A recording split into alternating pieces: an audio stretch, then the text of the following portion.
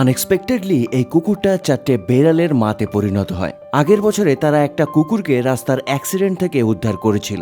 একদিন হঠাৎ করেই তারা এর কান্না শুনতে পায় এবং দৌড়ে গিয়ে দেখে যে সে বেড়ার মধ্যে আটকে গেছে। আর সেই সময়তেই তারা বুঝতে পারে যে এর পেটটা একটু ফোলা ফোলা মনে হচ্ছে। প্রথমে কিছুদিন কুকুরটা লুকিয়ে লুকিয়ে কাটাচ্ছিল, তার সাথে খাওয়া দাওয়াও বন্ধ করে দিয়েছিল।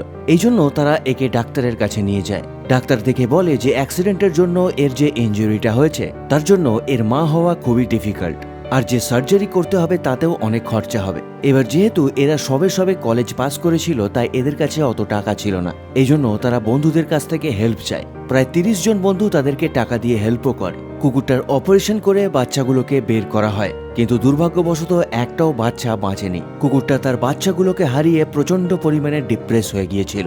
তবে 3-4 সপ্তাহ পরে তারা 4টে অনাথ বেড়াল বাচ্চাকে বাড়িতে নিয়ে আসে। তবে 4টে বেড়াল বাচ্চার যত্ন করতে তাদের খুবই প্রবলেম হচ্ছিল।